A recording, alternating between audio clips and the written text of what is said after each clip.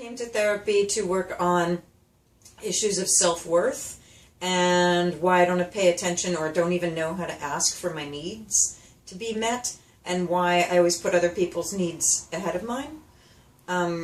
Also dealing with issues of other people's emotions overwhelm me, and I tend to kind of give in and give up pieces of myself. I'm a person who always thinks I'm not going to do something right or I'm going to mess it up.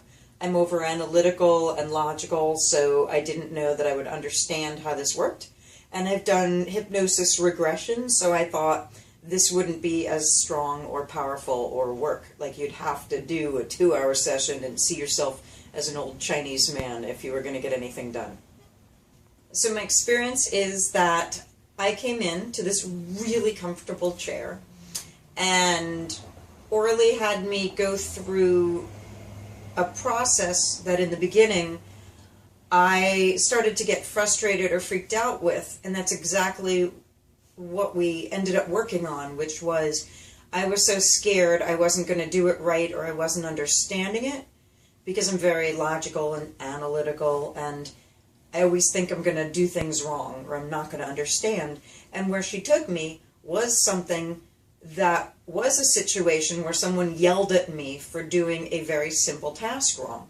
So I also thought when I came in that I would have to remember something where I'd have to see and smell and get every single detail. Like I actually put that on myself, that I was going to have to remember, who was there and what was I wearing. And instead, all I had to remember was that I'm washing a dish and my father yells at me. And I ended up feeling this cowering, this shame, and this decision to be careful never to mess up again.